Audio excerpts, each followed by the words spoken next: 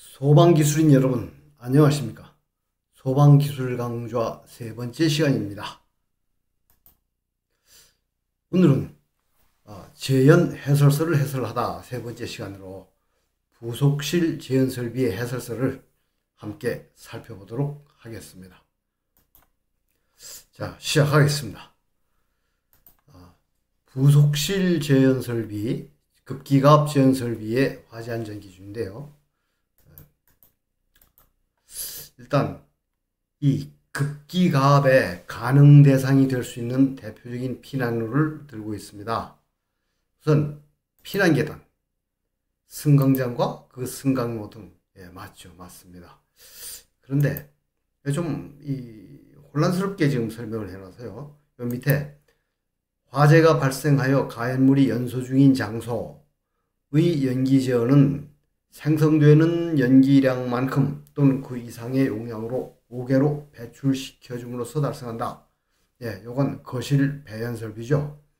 꼭 급기가압 대상인 것처럼 써놨길래 제가 좀 보충 설명을 드렸습니다.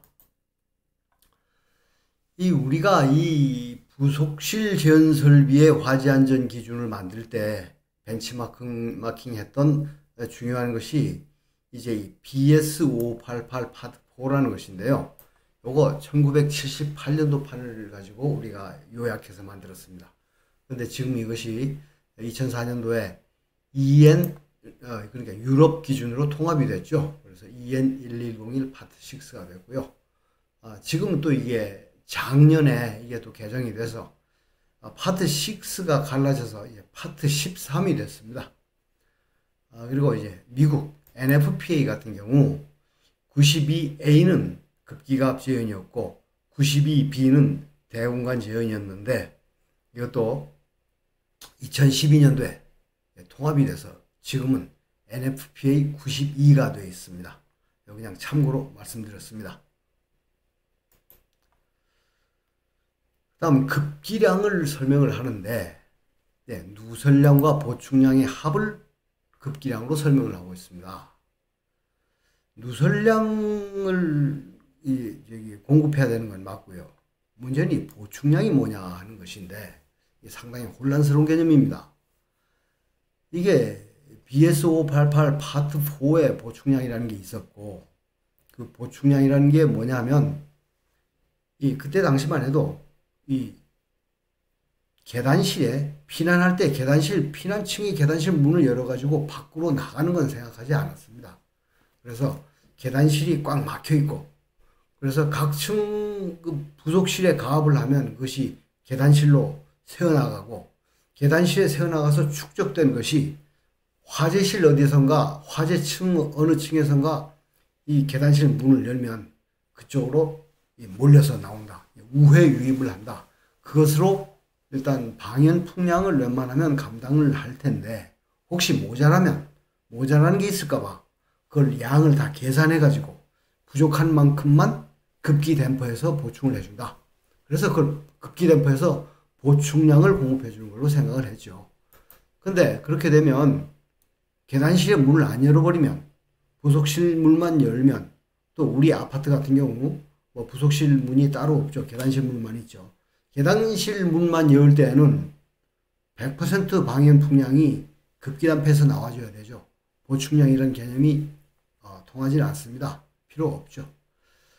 그래 이게 당시에 그 이 보충량을 구하기 위한 대단히 복잡한 식이 있었는데 그걸 손으로는 풀 수 없어가지고 많은 사람들이 머리를 싸매다가 여용주 기술사가 그것을 이 엑셀로 좀 쉽게 풀 수 있도록 만들었습니다.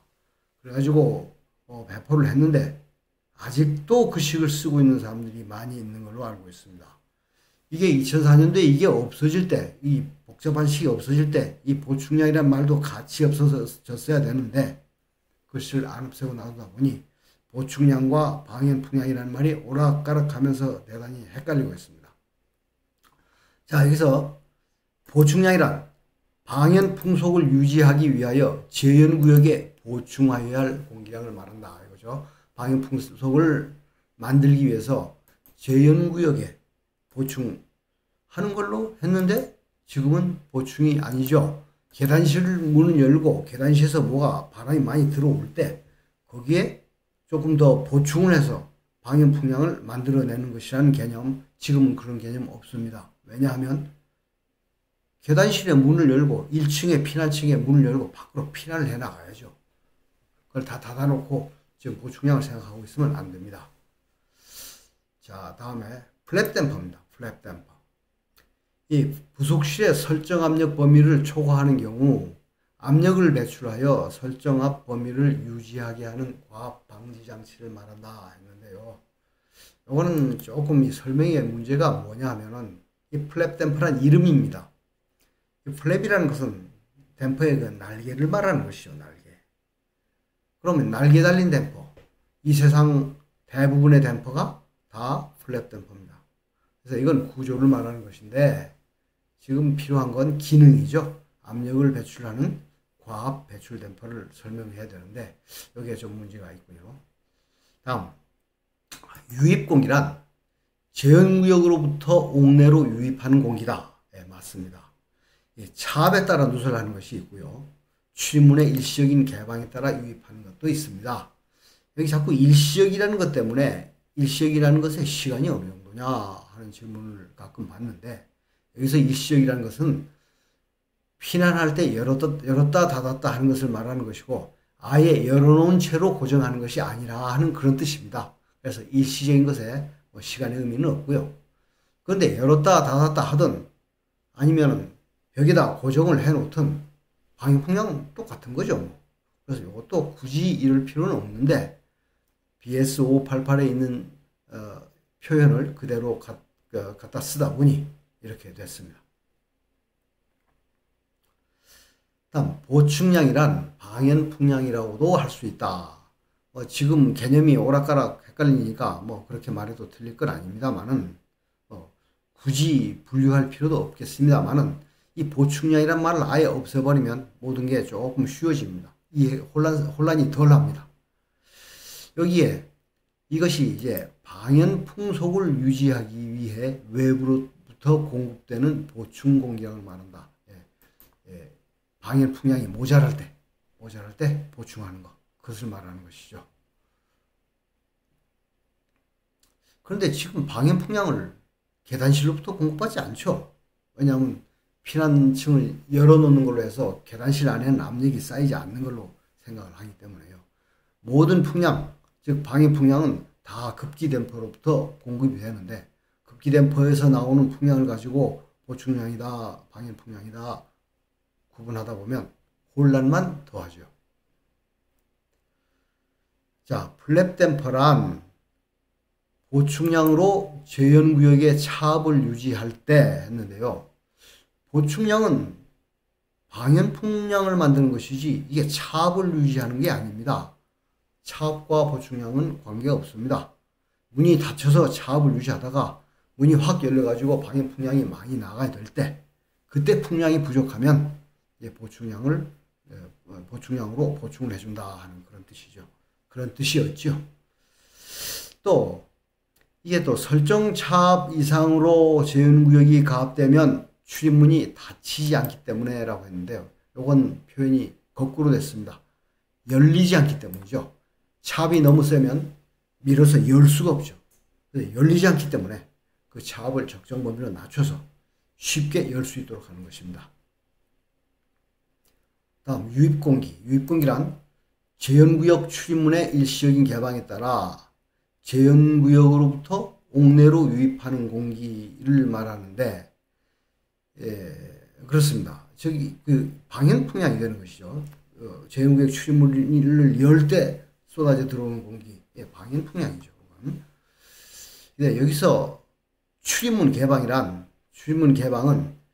제연구역과 면하는 옥내 및 계단실의 출입문을 동시에 개방하는 경우를 말한다 했는데요. 이거 상당히 문제 있는 설명입니다. 계단실 출입문 안 열어도 유입공기는 들어옵니다. 왜? 부속실에 급기를 하기 때문에 계단실하고 관계없이 어떻게 됐든 좌우간 이 옥내로 공기가 유입되는 거, 이거 전부를 유입공기라고 하는 것이죠. 그래서 이걸 설명을 할 때 모든 층의 부속시에서 계단실로 누설되는 공기량, 그리고 방연 풍속을 유지하도록 보충하는 공기량의 합산 공기량이다 했는데요.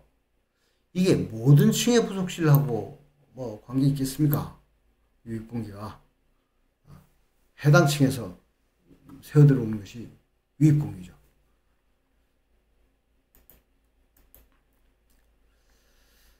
자, 그 다음에 재현 방식의 세 번째, 출입문이 닫히는 경우 재현구역의 과압을 방지할 수 있는 유효한 조치를 하여 차압을 유지할 것 했습니다. 원래 차압은 출입문이 닫혔을 때 나오는 것입니다. 열면은 방연풍량이 나오겠죠. 출입문이 닫혔을 때 차압이 나오는 게 당연한데, 이거 굳이 출입문이 닫히는 경우라 해서 중언부언한 이유가 뭘까? 이것은 우리 댐퍼 때문입니다. 댐퍼의 반응 속도 때문에 출입문이 닫혀서 이 과압이 발생하게 되면 댐퍼가 즉시 착 닫혀가지고 공기가 더 이상 안 나와주면 좋은데 그렇지 못하죠. 한 10초가량 이게 댐퍼가 슬슬슬슬 닫혀가지고 완전히 차단될 때까지, 그때까지 과압이 걸리기 때문에 그 과압을 해소할 수 있어야 된다 하는 그런 뜻으로 말하는 것입니다.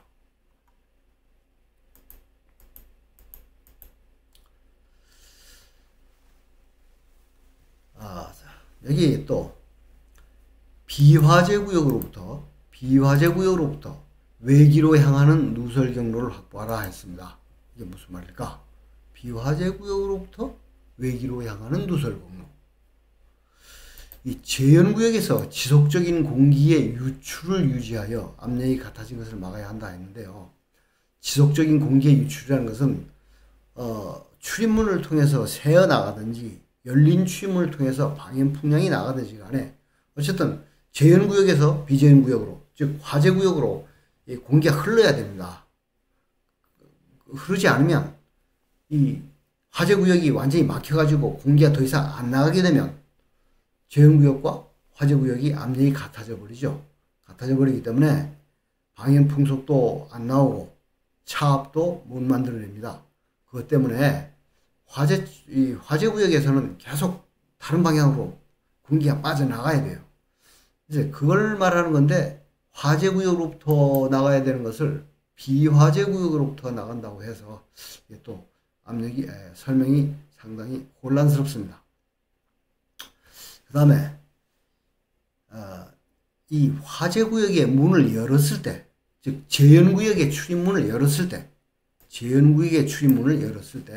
20층 이하는 1개, 21개층 이상에는 2개 층의 재현구역 출입문이 열렸을 때 비개방층의 재현구역의 규정차, 이것은 떨어지게 되고, 그렇죠.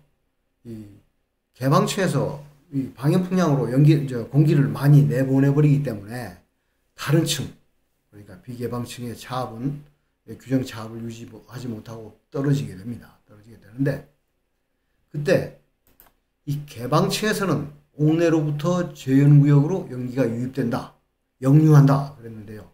그럴 이유가 없죠. 개방층에서 연기 유입하지 말라고 방연 풍량을 공급하는 것인데 그 열었다고 연기가 유입돼 버리면 되겠습니까? 그래서 이건 설명이 잘못됐고요. 또 규정 차압 상한계인 110N을 넘어 출입문이 닫히지 않기 때문에 했는데요. 이것도 닫히지 않기가 아니죠. 열리지 않기 때문에, 밀어서 열기에 너무 힘들어지기 때문에 그런 것입니다. 다음 지하층에만 부속실이 설치된 경우에 대해서 설명을 하고 있습니다.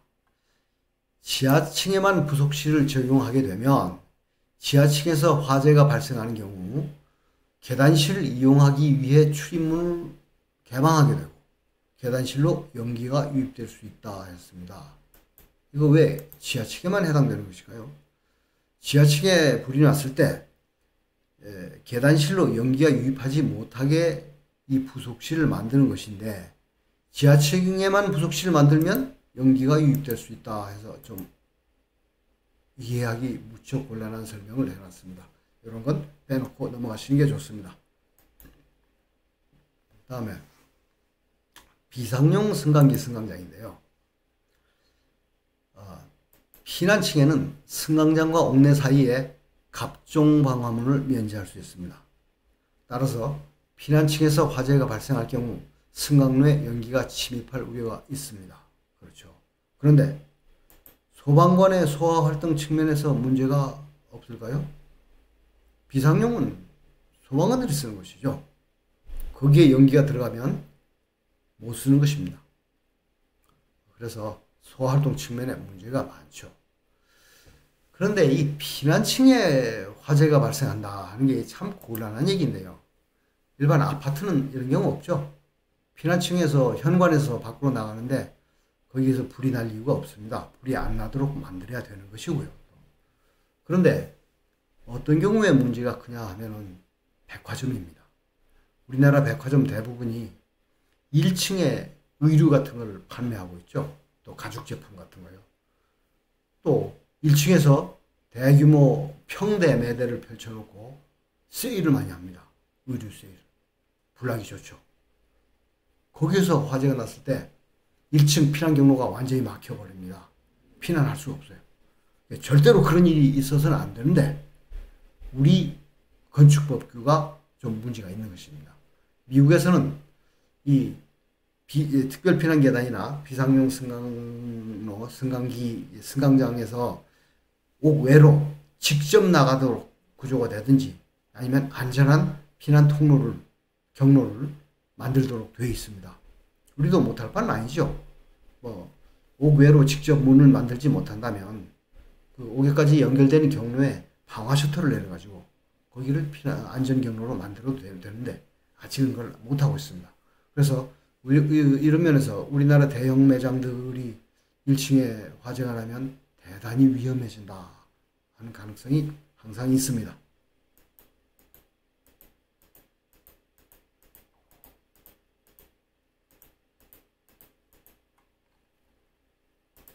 네, 또 보충량. 보충량이란 말 없애버리고 다 방염풍량이라고 바꾸면 되는데요. 두 가지 표현이 왔다 갔다 하는 바람에 상당히 혼란스럽죠. 자, 이게 개수 0.827이라는 수치가 있습니다. 소점 셋째짜리까지 아주 정밀하죠. 그런데 여기서 우리가 구하는 공기량이라는 건 우리 현실에서, 우리 현장에서 송풍기가 돌아가고 댐퍼가 열리고 닫히고 출입문이 여닫히면서 나가는 공기량 계산이 이렇게 소수점 셋째짜리까지 정밀하게 계산이 됩니까? 안 되죠. 그래서 이게 1978년도판 BS588에 있는 걸 지금 그대로 가져왔었는데 98년도에 이게 바뀌면서 0.83으로 바뀌었습니다. 우리는 안 바꾸고 그냥 쓰고 있고요. 이게 여러 가지 시험 결과 이 개수를 평균치를 가지고 이 개수를 만들었는데 평균치 하다 보니까 뭐 소수점 셋째짜리까지도 나옵니다만 실제로 의미가 없죠. 저는요 소수점 첫째짜리 0.8만 했으면 좋겠습니다. 근데 그렇게 하기는 좀 너무 아쉬우니 0.83 정도로 해서 지금 EN12101 파트 6에 0.83으로 되어 있습니다. 자, 또 여기 차압은 공기의 유동이 높은 압력에서 낮은 압력으로 흐르기 때문에 발생한다 했는데요. 이것도 설명이 거꾸로 되어 있습니다.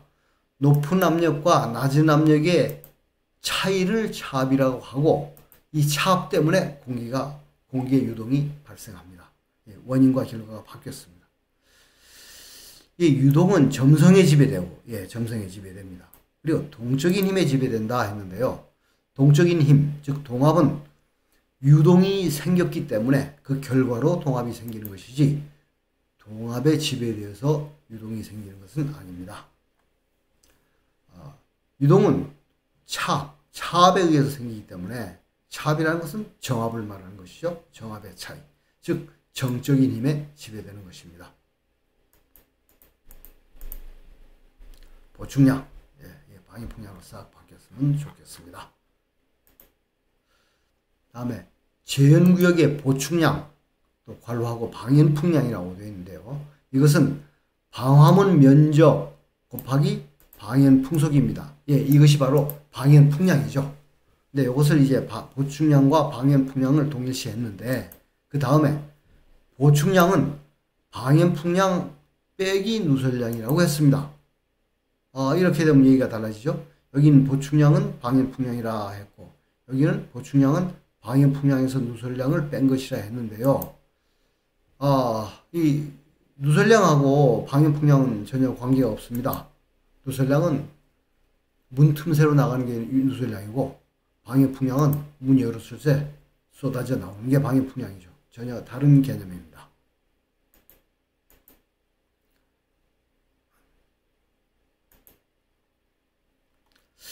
공기가 옥내로 유입될 때 베르누이 방정식에 따라 약간의 풍속을 갖게 되고 했는데요. 유입되는 것 자체가 풍속이죠. 움직인다는 거 아닙니까? 그러니까 속도인데 그거 베르누이 방정식하고 관계없습니다. 베르누이 방정식하고. 그리고 이 대체로 0.5 내지 0.75m/s의 풍속으로 연기 침투를 효과적으로 차단할 수 있는 것으로 알려져 있다 했는데요. 예, 그렇습니다. 그런데 이게 수치 인용이 좀 혼란스럽습니다. 우리는 지금 0.5m 또는 0.7m/s로 되어 있죠. 0.75는 우리 규정에는 없습니다. 그것이 애초 78년도판 BS588에 0.5 내지 0.7이라고 지금 우리하고 같은 수치가 나왔었는데 20년 후에 98년도에 개정되면서 0.5는 없어지고 0.75만 남았습니다. 그래서 이것이 두 가지를 한꺼번에 인용하면서 좀 혼란스러워졌습니다. 이것이 방연풍속입니다.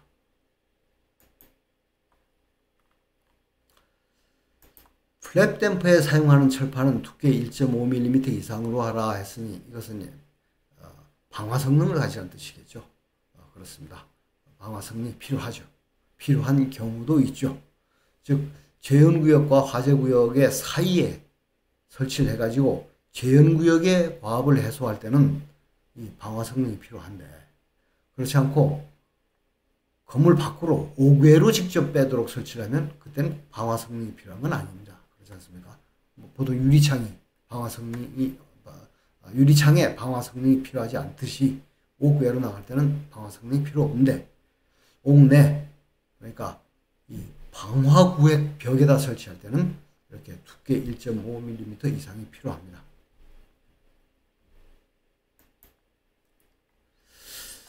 여기 이제 힘이 110N을 초과하는 경우에 피난시 출입문을 개방할 수 없게 된다. 이게 옳은 표현이죠.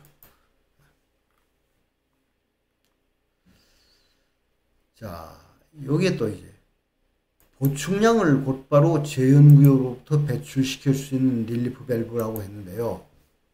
보충량하고 관계가 없죠. 보충량이 아니고 과잉 공기입니다. 차압을 만들기 위해서 토출하는 공기 그것이 누설되는 풍량보다 많아지면 과압이 생기는데 그 과잉 공기를 배출하는 것이죠.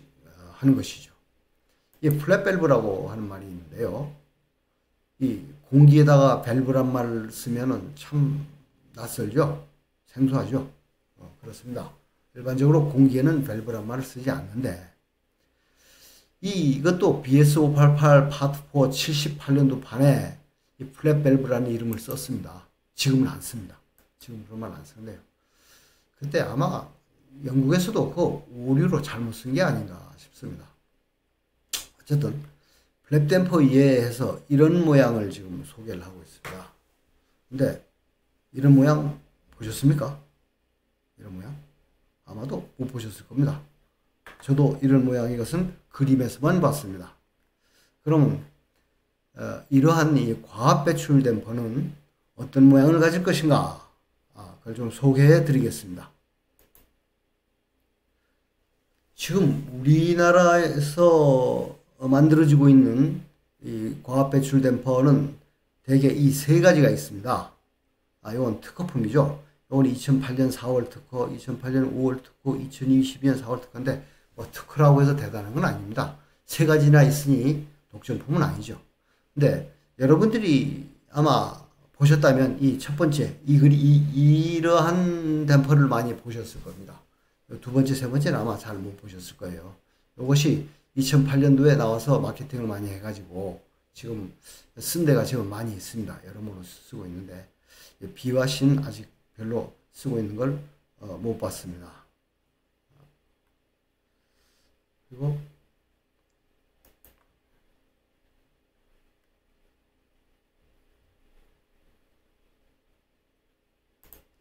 그다음에 요거 두 개.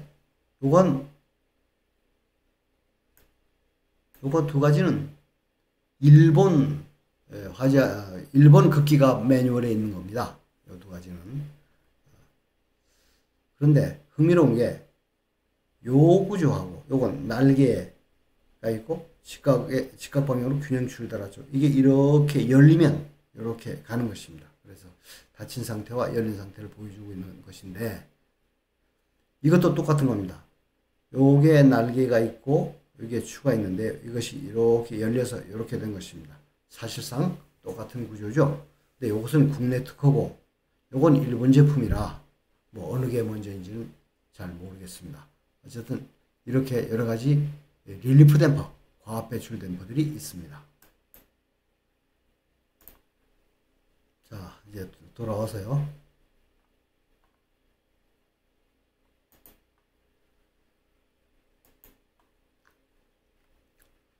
자, 풍량 조절 방식 중에 여러 가지를 설명을 했는데,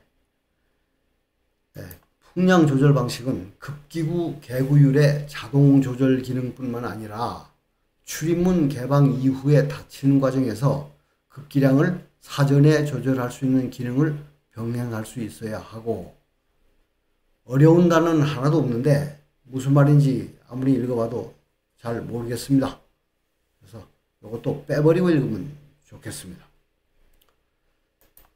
자, BS588 파트 4에서는 압력 센서로 조절되는 가변 송풍기나 댐퍼는 출입문이 닫히거나 열릴 때 새로운 최적의 요구 조건을 5초 이내 90 내지 110%, 100%죠. 100% 달성할 수 있는 경우가 아니면 사용하지 않을 것을 권하고 있다 했습니다.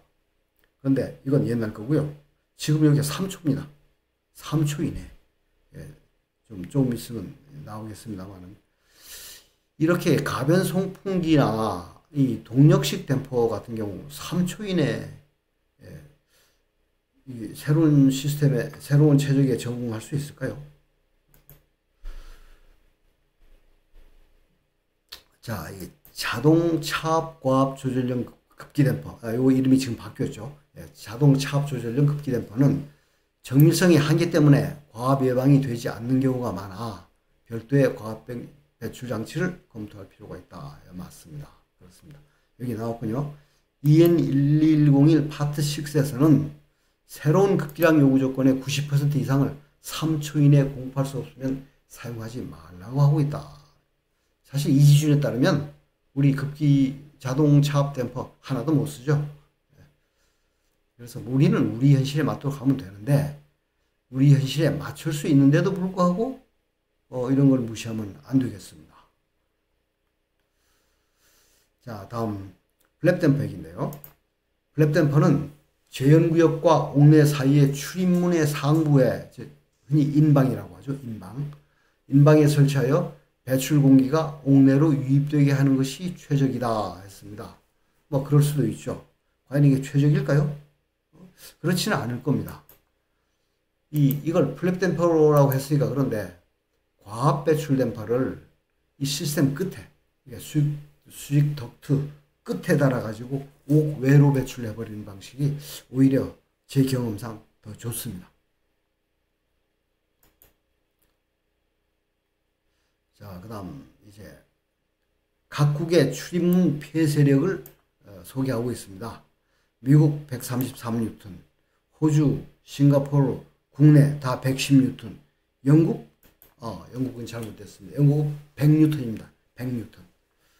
우리는 미국과 영국, 그러니까 133뉴턴과 100뉴턴 사이에서 절충을 해가지고 우리는 110N으로 만들었습니다. 이것이 이제 2004년 6월 4일 개정 전에 차압 60파스칼에서의 폐쇄력은 대략 105N으로 비슷한 개념이다. 이것도 무슨 말인지 이해하기가 어렵습니다. 그냥 넘어가시는 게 좋겠습니다. 자, 출입문 누설 틈새의 면적입니다. 이것은 이제 누설량을 계산하기 위해서 틈새 면적을 계산하는 방식인데요.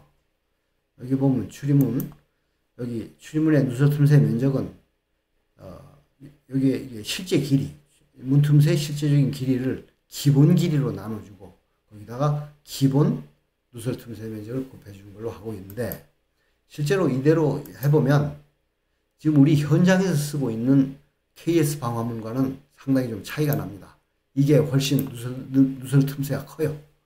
누설 틈새가 커서 공기량을 더 많이 산출해야 되는 문제가 있는데, 그것만이 아니고 누설 틈새가 크다 보면 과압이 잘 안 걸립니다. 누설 틈새가 작으면 과압이 많이 걸리죠. 그런데 지금 현장에는 우리 국가 현실에서는 KS 방화문을 안 쓸 수가 없기 때문에 반드시 KS 방화문을 써야 되기 때문에 실제 현장하고는 괴리가 있다. 이렇게 말씀드리겠습니다. 다음 창문의 틈새 면적인데요. 이거 참 고민스럽습니다. 이게 보통 여다지식 창문은 보통 없으니까 뭐 없지는 않겠지만 많이 쓰지 않으니까 빼고 미다지식 창문을 보기로 하죠. 이건 틈새 면적이 1m에 대해서 10-4선, 그러니까 0.1mm라고 생각하면 되겠습니다. 각 틈새 창문 삥 둘러가면서 또는 가운데 창문 겹친 부분에 0.1mm의 틈이 있다 하는 개념입니다. 뭐 정확하지는 않겠지만. 그런데요, 이게 헛겹 창문이냐 두겹 창문이냐, 또 가끔 세겹 창문도 있습니다. 다 다르죠. 두겹 세겹이 직렬로 있을 때 하고 헛겹으로 하나만 있을 때는 누설 틈새 면적이 완전히 달라지게 됩니다. 이것이 그냥 설계할 때는 뭐 대충 넘어갈 수도 있겠지만, 이 컨텀 분석을 할 때 이 수치를 어떻게 넣느냐에 따라서 과압이 걸리느냐 안 걸리느냐가 결정이 되어 버립니다. 설계할 때는 급기량만 계산을 하지만 컨텀에서는 차압을 살피거든요. 거기에 과압이 나와버리면 조정을 해줘야 되는데, 문제는 이 미다지식 창문에 보통 한 겹으로 볼 거냐 두 겹으로 볼 거냐 하는 것에 따라 달라져 버린다는 것 때문에 참 고민이 있습니다. 자, 계단실에 창문이 개방되어 있으면 굴뚝 효과가 발생한다 이렇게 됐는데요. 아닙니다. 이거 거꾸로입니다. 창문이 없이 밀폐되어 있으면 연돌 효과가, 굴뚝 효과가 심하게 발생을 하고, 창문이 열려 있어서 소통이 자유로우면 굴뚝 효과가 안 생기죠. 설명이 거꾸로 되어 있습니다.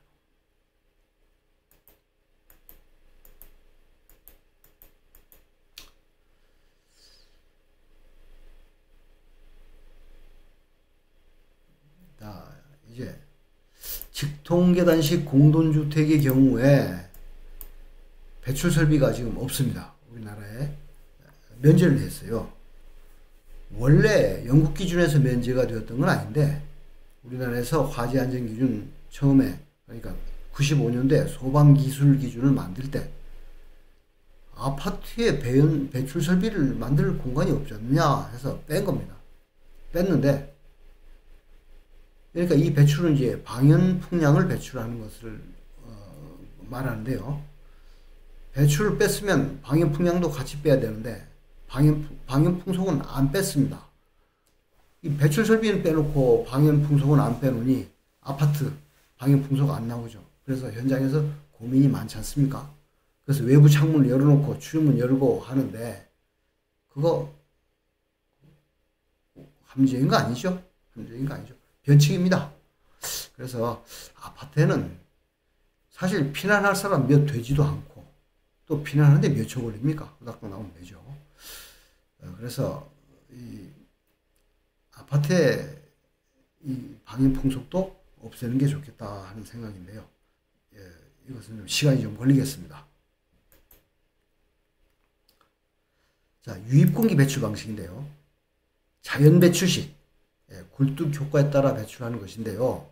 하는 것이라고 되어 있는데 굴뚝 효과하고 아무 관계도 없습니다. 단지 생긴 것만 굴뚝 비슷하게 생겼죠. 수직 풍도니까 굴뚝 효과하고 관계가 없습니다. 자연 배출 방식은 굴뚝 효과에 의해서 유입 공기를 배출하는 방식 아닙니다. 아니고요.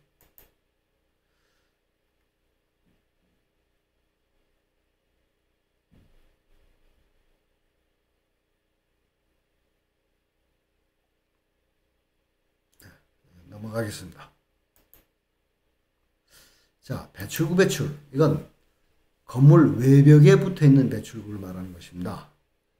이 경우 5개 풍압에 의해 배출구가 자동으로 닫혀야 한다고 규정이 되어 있는데요. 그것 때문에 자동으로 안 닫히는 배연창은 자동으로 열리기만 하지 닫히진 않죠. 그래서 자동으로 닫혀야 한다는 규정에 배치되므로 배연창은 배출구로 인정이 안 되고 있습니다.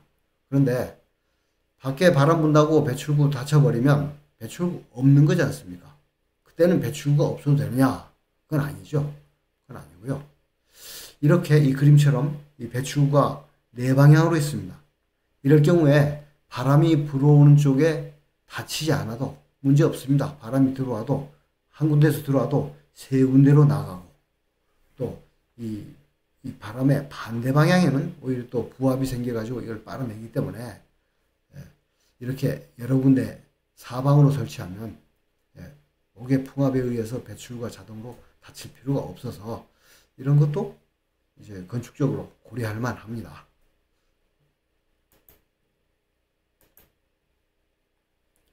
다음 UL555S의 댐퍼의 누기 등급이 지금 소개가 되어 있습니다.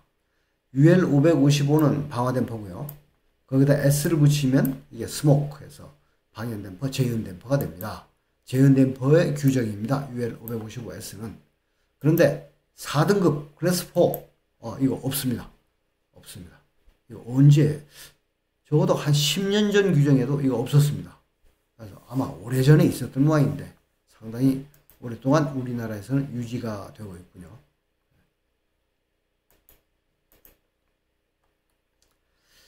그 다음 이제 자연 배출식 수직 풍도.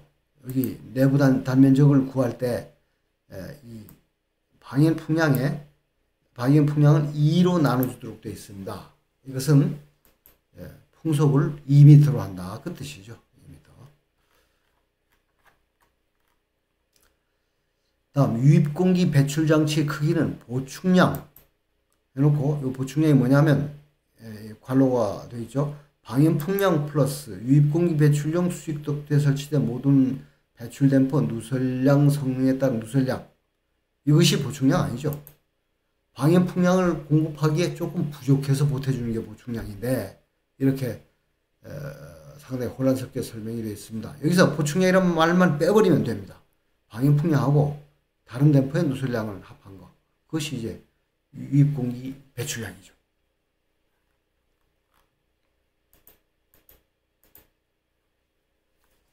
자, 기계 배출 방식에서 BS588 파트 4 내용을 좀 소개하고 있습니다. BS588 파트 4에서는 기계 배출 방식에 대해 다음과 같이 규정하고 있다. 개방된 출입문을 통해 가압 공간으로 들어가는 자유 경로가 존재할 때 층당 배출량은 QN 그러니까 방연 풍량이겠죠. 보다 작아서는 아니 된다. 수직 풍도와 배출구 방식의 배출구 크기 계산에 사용되는 식에서 계산된 공기 배출량은 거주지역과 외부와의 차압을 10파스칼로 가정하여 계산한 것이다.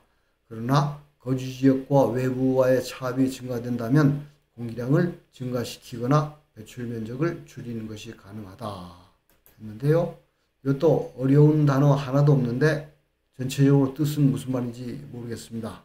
이해가 안 됩니다. 그래서 이런 것도 그냥 넘어가 버리는 게 좋습니다. 자, 유입공기 배출량 산정 시 재현구역의 출입문, 출입문이 여러 개가 있어도 그중 한 개의 출입문만 개방된다는 개념으로 적용한다. 그러니까 그 한 개 출입문에서 나오는 것만 배출하면 된다 하는 개념으로 설명을 하고 있는데요. 아니죠. 출입문 열면은 출입문마다 방염 풍량이 쏟아져 나오는데 그거 다 배출해줘야지. 어떻게 문 한 개 분만 배출해서 되겠습니까? 좀 이것도 설명이 좀 문제가 있습니다. 자, 배출구에 따른 배출.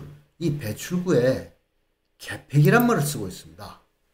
우리가 흔히 개폐기라고 하면 댐퍼가 됐든 무슨 배출구가 됐든 간에 그것을 여닫는 장치, 즉 레버, 모터 이런 것을 개폐기라고 우리는 일반적으로 우리가 그런 이미지를 가지고 있죠. 근데 읽다 보면 그게 아닙니다.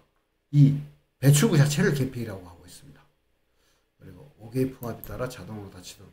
이거 불합리하다고 제가 아까 설명을 드렸고요.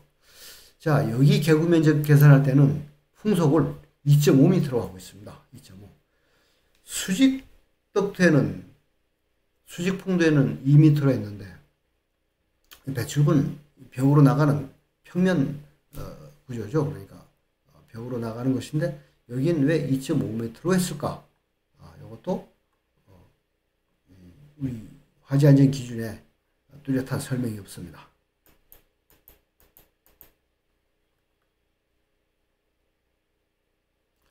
자, 여기도 좀 헷갈리는 설명이 있군요.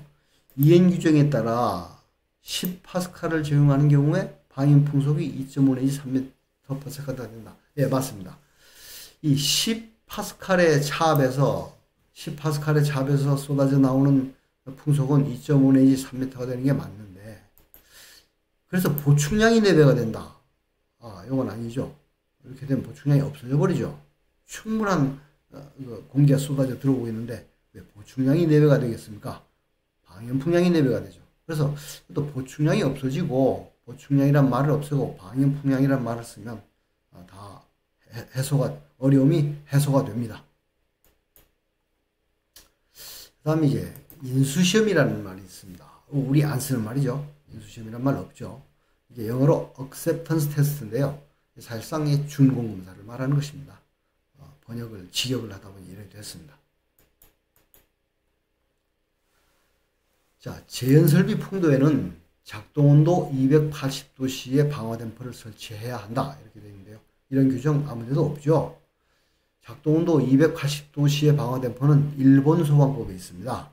그래서 우리도 그걸 인용해서 280도짜리 방화댐퍼를 쓰면 되지 않겠나 하는 의견들이 많이 있는데 이렇게 설치해야 한다 하고 단정적으로 말하면 안 되겠습니다.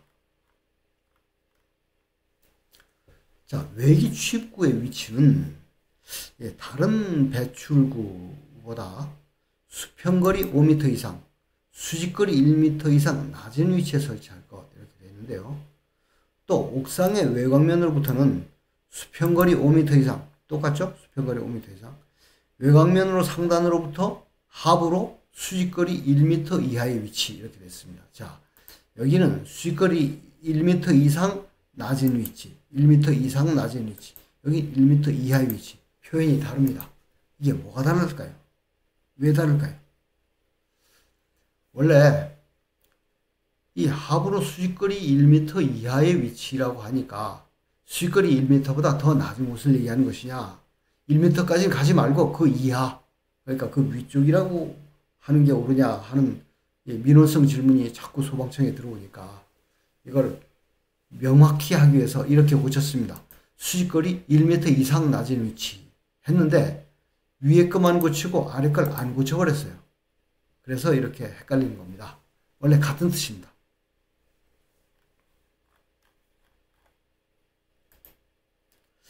자, 옥상의 외기 취입구에 대한 그림 설명을 하고 있습니다.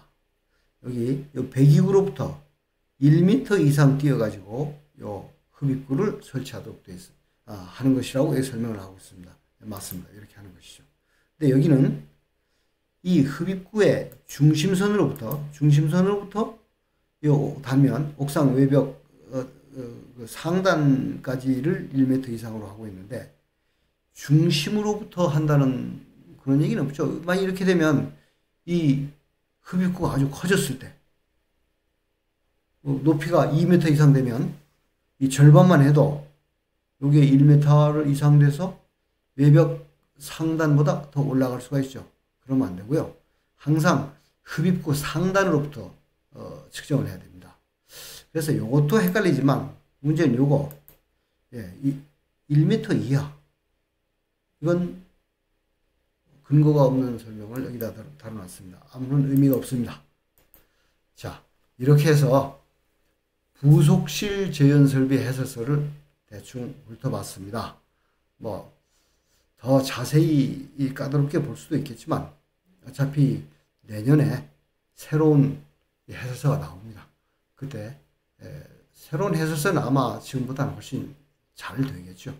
일단 여러분들이 실무에서 혼란을 많이 덜 수 있으면 좋겠습니다.